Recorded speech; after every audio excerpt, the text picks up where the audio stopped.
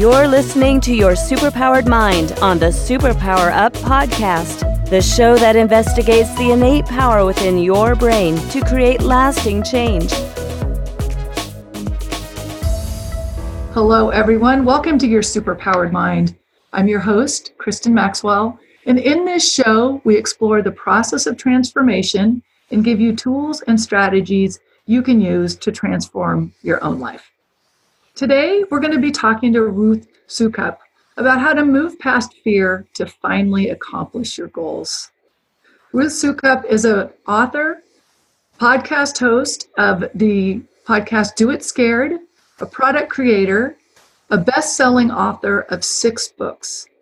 Her blog, Living Well, Spending Less, reaches over 1 million women, and where she helps them to overcome fear to create the life that they love. Her newest book, Do It Scared, Finding the Courage to Face Your Fears, Overcome Obstacles, and Create a Life You Love, just came out in May. And I am so excited to dig into some of these theories around getting past our fears. So Ruth, welcome to Your Superpowered Mind. Hey, thanks for having me. It's great to be here. Thank you. So my question always is, at first, what superpower did you uncover as the result of mastering your mind? Oh, such a good question. And, I think that if I was to say one thing, it would probably be realizing that I always have a choice and that I am in control of the choices that I make. Wow. So that is a huge one. So can you say more about that? Because for some people, I think that really don't realize that they have a choice. Right. So my kids, some more. Yeah. It's a lesson that I'm definitely trying to drive home with my kids. I have a 10-year-old and a 12-year-old. And so this comes up a lot. And I think that what I mean by that is, and this is something that I definitely talk about in the book, but we all have our stuff. We all have those things that hold us back and keep us stuck in our life. And a lot of times we can find excuses and reasons of why we can't do something or why we can't move forward, or we can complain that life's not fair, or we can focus on all the bad things that have happened in our life, or the people that have treated us badly, or the health issues that we've had, or the fact that, I'm 6'2" and I can never find pants to fit me, whatever it is. Like I could find a million things to complain about right now. Some would be legitimate, some would not be legitimate. But the reality is, at the end of the day, none of those things are serving me, and staying stuck in those things are not serving me. And so I have to choose every single day that even if I can't choose what happens to me or how people treat me, that I can always choose how I respond and how I choose to move forward. And the thing about that is that it's so incredibly freeing. It is the most powerful thing that you can do for yourself and for your life, because then you're no longer dependent on other people. You're no longer waiting for somebody else to rescue you. You're no longer waiting for your circumstance to be perfect, because you get to have the say, you get to have the control. And that's pretty amazing. It is truly amazing. And I love how clearly you explain that, because I remember when I first learned that that it was not what happened to me, but that dictated how I felt, but that I could choose it. It was truly liberating. I went around, I think, for a year and a half, and I often tell my clients this phrase, saying, this is not what I would have picked, but it's happening. And so now who do I want to be? Exactly. Yes. And it's like, well, do I want to complain? Because that's going to make myself miserable and everybody else too. So. Oh, it's so true. And I have these 2 little girls, and we have this conversation almost every day. And when it most often happens is in the morning, because I have my 12-year-old, is the consummate oldest child. She's very organized and neat, and she's likes, she cares about her appearance, and she's always ready on time, and she loves to get to school early so she can play with her friends before school. And then my younger daughter is just a walking disaster. Every day is like, she can't find her shoes, and she's just won't comb her hair, won't brush her teeth, and won't clean up, and won't do any of the things that she's supposed to do. And no amount of yelling or pleading or any of that is going to make her move any faster. And so my oldest daughter gets so frustrated because they, of course, have to get driven to school at the same time because she has to wait for her sister. And she just, every day, it's the same thing. It's not fair. Why does Annie have to take so long? And every day I have to have the same conversation. You're not going to change your sister. You can hope to help her. You can hope that she grows out of it. But what you can control is how you react to it. You can either let this ruin your entire day, every single day, because you're right. It's not fair. Your sister is super annoying right now. And that's all I can really tell her is like, I wish it was different too. But if you choose to let this ruin your day, then that's on you. And I don't know, some days I think she gets it, some days she doesn't. But I think that's such a hard lesson for all of us to learn, that even when things are completely unfair, we still have to make the choice of how we're going to deal with it. Yeah, that's perfect. By the way, I have 3 teenage daughters, so I know you understand that. I completely understand. And there have been times when I myself have to give myself that talk of, okay, well, I can choose how I want to respond to them. I know, it's sometimes easier said than done. Exactly. Definitely. Okay. Well, I really do want to get into fear. And, how did you get into this, looking into the role of fear? It really happened organically. I have a pretty large audience, and I speak to a lot of women every single day, and I speak to both entrepreneurs and moms and women who are just trying to get their homes in order. And in both places, I kept hearing things that related back to fear. Women would say things to me like, Ruth, you talk about setting big goals for yourself, but I feel like I'm sitting on the sidelines of my life. I feel like I'm so afraid to jump in and go after it. And I don't know how. I've spent so much time taking care of everyone else that I don't know what I want for myself. And I'm so afraid. And it wasn't just 1 or 2 people. It was again and again and again. And this theme kept coming up, and it got me so curious because fear has definitely been a huge part of my life, and having to overcome fear has been a huge part of my own life. And so I wanted to dig in and find out a little bit more. And so I started asking a lot of questions, and those questions sort of snowballed into this gigantic research study that I had no idea when I started how big it would end up being. But we ended up surveying more than 4,000 women, and not just women, 4,000 people on the role of fear in their lives. And so it was so much data and so much information that we ended up having to hire a whole team of researchers to go through the data and psychologists to help us make sense of it all. But through that, what we discovered about fear was pretty amazing and really exciting. And that's sort of the starting point for the book. Wow. Okay. That is great. And I really want to get into, what are some of these fears and how do you move past that fear to finally accomplish your goals, like to really figure out what it is you want in life. But we have to take a break first.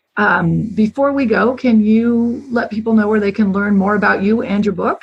Absolutely. You can find everything you want to know about the book and about me at doitscared.com. Perfect. We'll be right back.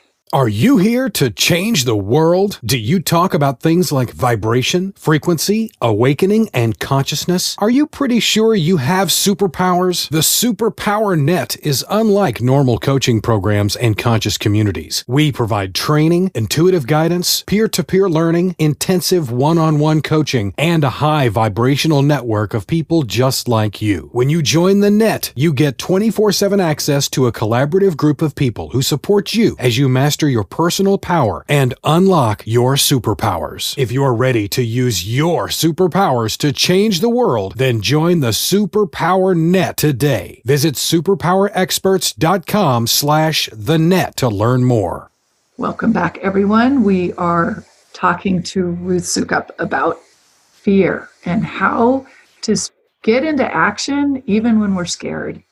And, looking in your new book, Do It Scared, I was really struck by the fact that you had these different fear archetypes that describe so many types of my clients and myself. So can you tell us, first of all, what are fear archetypes and what are some of those? Yeah. So what we discovered through all of this research and through this study that we did was that fear really does look different for everyone. We all experience fear, and we don't even always label it as fear. Sometimes we call it anxiety. Sometimes we call it being stuck. Sometimes we call it depression. It can be all of these different things. But the way that it manifests itself looks very different and unique for each person, individual. We all have sort of our own fear fingerprint. But what we did find is that there are 7 very distinct patterns in the way that fear tends to play out in people's lives. That's what we call the 7 fear archetypes. And the important thing to understand about that is that we all have a little bit of all 7 of these archetypes in us. But for most of us, we have 1 or 2, sometimes even 3 or 4. I've seen up to 6 that are very prevalent. So it sort of happens on a continuum.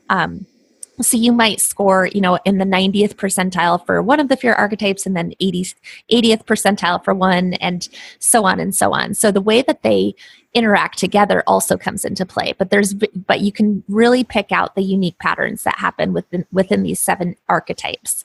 And the reason that this is so important to understand is that until you understand this and how fear is playing out in your life, all of this is happening mostly in our heads subconsciously.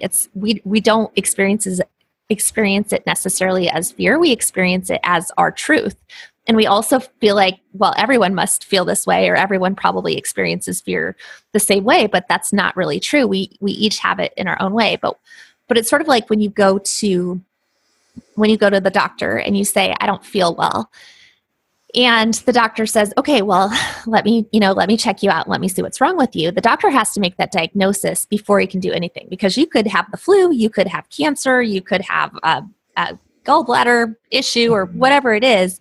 And those are going to be all different treatments. And that's sort of the same way with fear, as you have to have the diagnosis so that you can start working on the cure. Because once you can start to identify those patterns and actually call them out for what they are, that's when you start to be able to do something about it and have the power over it. So it's really exciting when you start to dive in and you go, oh my gosh, I never realized that this was how fear was impacting my life or holding me back.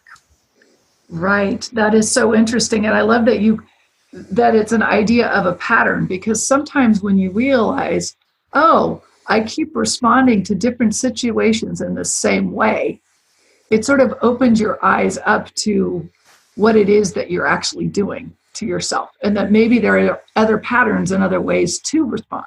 Yes, exactly. And that was what was so incredibly intriguing about all of this, is that it was happening again and again and playing out in the same ways for people that shared that archetype. There was just similar thought patterns that were happening. And so many people, now that they've, people have come to me now that they've had a chance to read the book and start to dive into this and go, oh my gosh, even when I got, I took the assessment and found out my fear archetype, I thought, no way, that's not me. And then I read the description and I read the thoughts that people were having that have that archetype. And it resonated so much with me. It rang so true, because so much of it happens subconsciously that we don't even necessarily recognize it as fear in the traditional sense. Like, it's not a phobia. This isn't fear of heights or fear of spiders. This is the fear that's holding you back from going after your goals and dreams. Yes. And I love it. One of the things, I'm going to ask you what some of the archetypes are, but a spoiler alert, as I was reading the book, I had never realized that sometimes the thoughts that go through my head very much fall into the rule follower. Like, I never, ever thought about the fact that, I like to do things right is a fear pattern. So it was fascinating. So I'm excited to learn more. So what are some of the archetypes? Because I suspect people who are listening are going to identify. Yes. So we can run through them real quick. The first one, the most common of all 7 archetypes, I'll go through them in order of commonality or popularity. But the first one is the procrastinator, and the procrastinator is another word for perfectionist. And those words are I almost use those interchangeably a lot of times. And a lot of times it's really funny because someone who might identify themselves as a perfectionist, but they won't see themselves as a procrastinator or vice versa. But really the way that it manifests itself is kind of the same way. And what the underlying fear there for the procrastinator / perfectionist is really a fear of making a mistake or getting it wrong. And that becomes almost paralyzing. There's either a fear of commitment or a fear of getting started. So a lot of times the way that will play out is tweaking things up until the very last minute, or maybe even saying no to opportunities because they don't want to commit to them because they're afraid they might get it wrong. Or sometimes it can be doing tons and tons of research ahead of time, so much research that they never actually get started. So those are all traits of the procrastinator / perfectionist. The second most common archetype is the one that you mentioned. It's the rule follower archetype.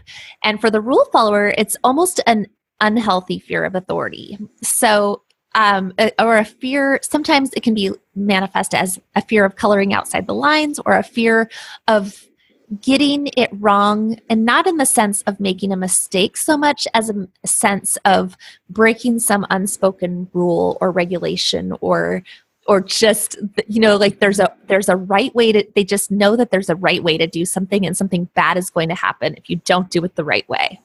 Yes, sorry, I'm going to interrupt you because that's exactly it. And I had no idea I really thought about things that way, but it's like, I want people to tell me what to do a lot of time, because then I know what I'm supposed to do and I can do it. Yes. And rule followers tend to actually do. So it's important to know too, that each of these traits or each of these archetypes have both negative and positive qualities. And so part of the fact, like the reason we get stuck in these fears is because there are parts of the fears that are actually serving us and possibly even serving us well. But there's also parts of the fear that are not serving us and that are holding us back. And so if you can start to recognize that too, you can start to use the good side of your fear and leverage the good side of your fear while not letting the bad side of your fear hold you back, if that makes sense. Yeah. So for rule followers, one of the best things that you can do if you are a rule follower is seek out instruction. Rule followers do really well. And I found this, I actually have an online course for entrepreneurs called Elite Blog Academy. And I have found that my most successful students are almost all rule followers, because they're the ones who do exactly what I tell them to do. Yeah. And so that could actually be a really great quality, right? If you can find instructions for how to do the things that you really want to do, that can actually help you push past that fear. You just have to be careful about not being too rigid and too black and white. Yes. So that's number 2. Number 3 is the people pleaser. And the people pleaser is really the underlying fear there is the fear of being judged, or the fear of what other people are going to think or say. And so a lot of times the way you can understand the difference between, say, a procrastinator who fears making a mistake and the people pleaser who fears being judged is that both of them don't want to make a mistake, but the motivations are different. The people pleaser is not as afraid of the mistake as they are afraid of what people would say about them if they made a mistake, or what people would think of them if they made a mistake. So people pleasers can often be people who are like the life of the party and always concerned about how everyone else is doing. They're the caregivers for everyone else. They're always they're great people actually to have as friends because they're so considerate and thoughtful. Sometimes they can be overly concerned with appearances or sort of keeping up appearances because, again, there's that fear of being judged or fear of what other people will think. But where that can hold you back is if you're not willing to speak up and share your opinion because you're afraid of what other people will say, or you're afraid of not keeping the peace. And it can also hold you back from just wanting to go out and take risks because you're afraid of how that would be perceived by others, or what other people would say about that. So that you got to be really careful. So again, positive qualities and negative qualities. The 4th archetype is the outcast archetype. The outcast archetype is probably the most ironic of all of the fear archetypes because on the outside, outcasts can appear to be somewhat fearless. But really the underlying fear there for the outcast is a fear of rejection. And so the way that often manifests itself for people is rejecting other people before they can be rejected in return. So outcasts tend to be very they can go either one or two ways. Like, again, you can use the power for good or you can use it for evil. So they can either be very driven and successful, or it can be more of like a social misfit, somebody who has just eschewed everybody and rejected everyone. And then of course there's always places in the middle, but entrepreneurs, for instance, there's a higher number of outcast entrepreneurs because it's a very common archetype for entrepreneurs, people who are trying to prove themselves, pulling themselves up by their bootstraps and saying, I don't need anybody else. I'm just going to do it myself. Right. And I'm not going to go along with that corporate way of doing things. Yes. Yeah. Outcasts have a hard time working with, playing nice with others. Right. Yeah. The fifth archetype is the self-doubter.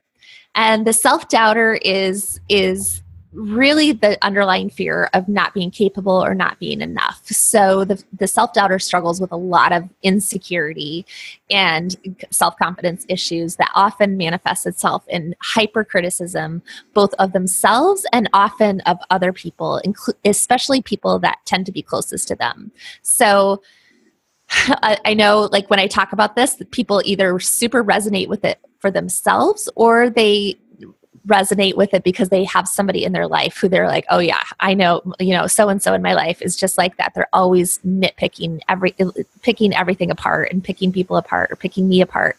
And I feel like I can never measure up. And that's why, learning about these archetypes is really neat from a relationship perspective, because you can start to have more empathy, I think, for people when you realize, oh my gosh, this might not be coming from a place of malice, but from a place of fear. And how does that change the perspective? It might not make it easier, but in some ways it might make it easier to take. Yes, a little bit more understandable, because we can understand having fears, Exactly. Exactly. The sixth archetype is the excuse maker. And the excuse maker is really the underlying fear of being blamed or being held accountable. So the excuse maker is that person who just never seems to be able to be pinned down, or you can never nail them. You're like, aha, I got you. Like, this was your fault. But they're no. And they always have an excuse, or they always have an explanation or a reason. I like to say the excuse maker is the person who never wants to pick the restaurant because they don't want to be the one who's blamed if it's no good. Oh, funny. Yes, I've got that. That's funny. Wow. And then the final one is the pessimist. And the pessimist is usually comes from a place of having experienced a lot of hardship or adversity or sometimes trauma or abuse or something really hard. And the underlying fear there for the pessimist is a fear of pain or a fear of adversity, which often comes because they've experienced it. But instead of overcoming that adversity, and we talked about in the beginning, like just saying, I still have a choice of how I respond, it's almost like they get stuck in that place of having had these bad things happen. And so I no longer want to put myself out there. I don't want to try. I don't want to do anything else because I might get hurt again. Wow. Thank you for that summary. And You're so welcome. What I'm going to guess from what you're saying is that, okay, we can identify our archetypes, and we'll go into how people can do that with you a little bit later. But so it's not like we get to say, oh, wait, well, I'm a rule follower, so I don't have to do things. I'm guessing that you're saying there's a way we can have these fears and still go forward.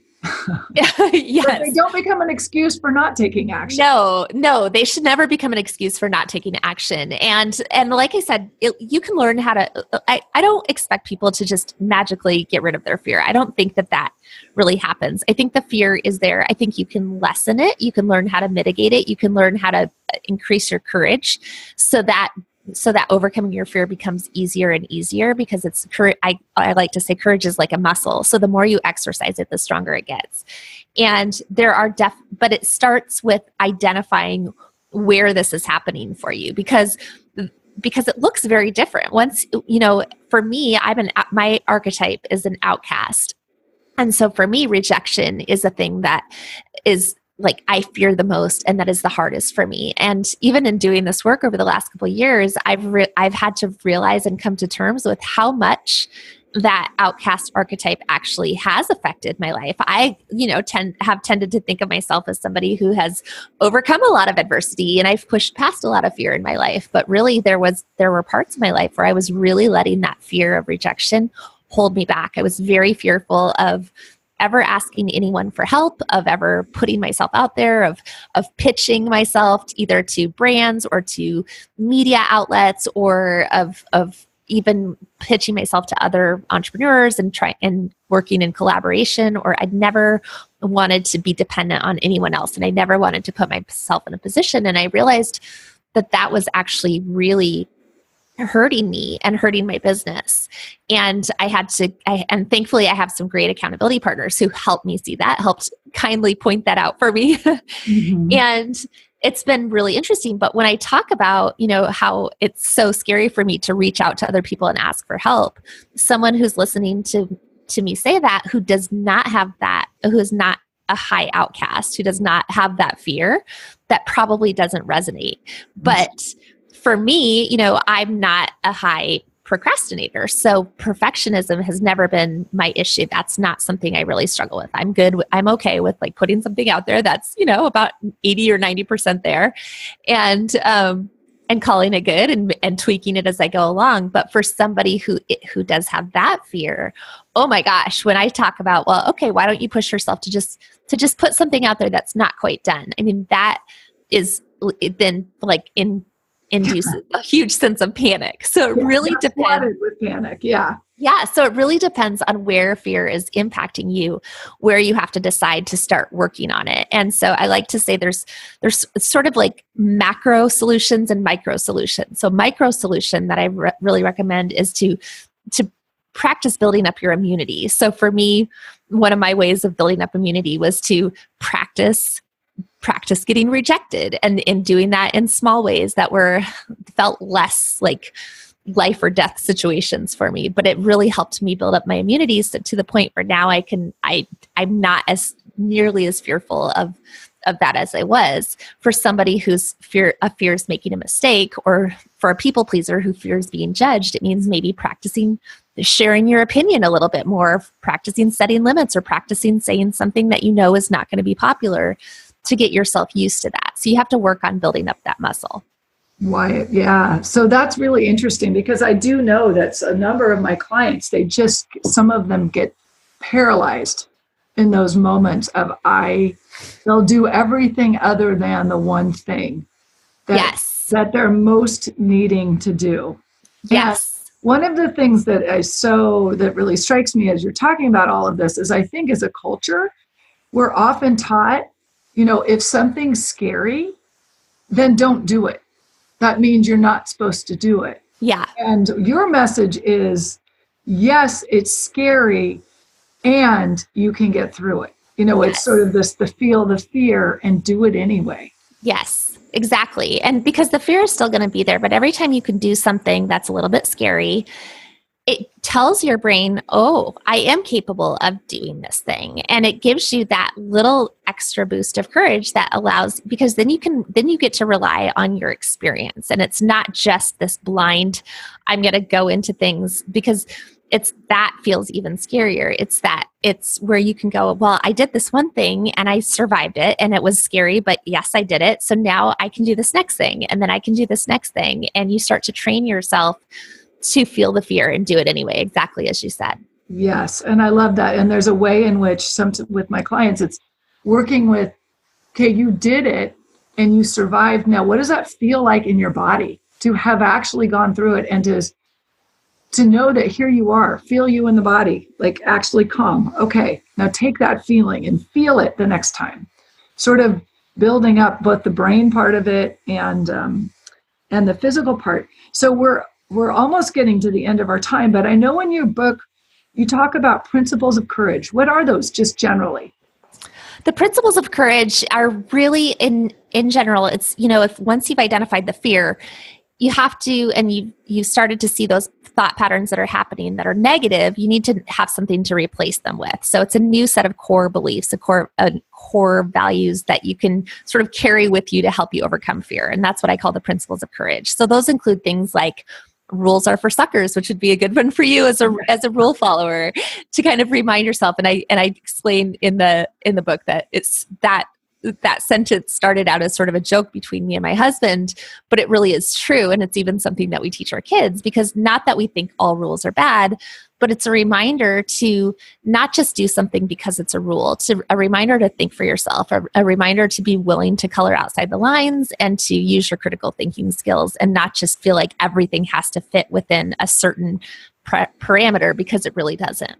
Yes, that's so funny. And not to talk about myself, but I'm about to. is the thing that's interesting is I'm not necessarily a huge rule follower in everywhere. It's only in certain areas where I'm already a little bit more insecure.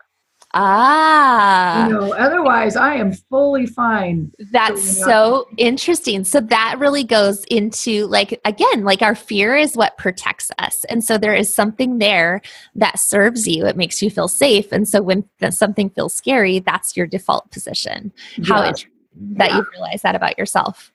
Yeah, very interesting. So if people want to know their archetypes, do you have a quiz? Is that what it is? Or is it the book? Or we have, there's the book, which really talks about each archetype in depth, but we also highly recommend that you take our assessment, which you can find at our website, doitscared.com. And the assessment, this is much more in depth than something like it's not a Cosmo quiz. We actually put a ton of research into this as we were doing all the research for the book. We are also working on this assessment where we released a beta version, and you have to ask all the questions multiple times in both positive and negative ways. We had psychologists make sure there was no bias in the questions, and really worked to make sure that the answers were very, very accurate and relevant. And so we feel very confident that it's very scientifically valid.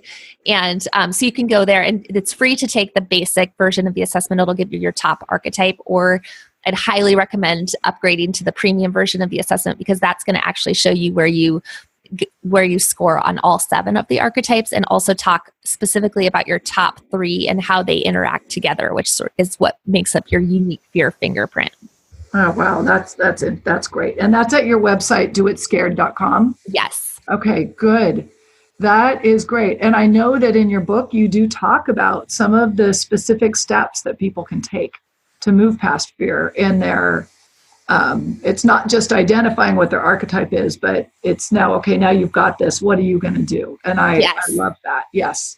Thank you. It's not just, now I've identified it. And I get to live with it. So thank you. You're welcome. I'm all about practical action steps. So there is definitely a lot of really practical steps that you can take to move past fear.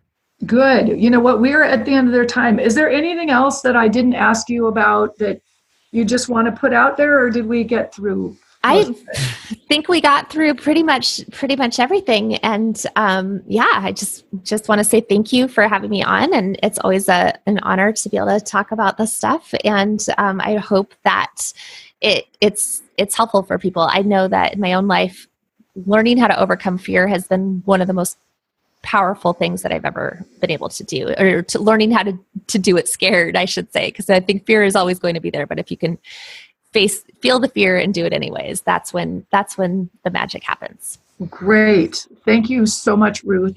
Listeners, thank you so much for listening in. I strongly suggest you go take the assessment and buy the book and figure out, what ways are you getting in your own way, and how can you move past that? And until next time, go out and remember that you do have the power to change and transform your world. Are you ready to discover your superpowers? Go now to superpowerexperts.com and take the superpower quiz today.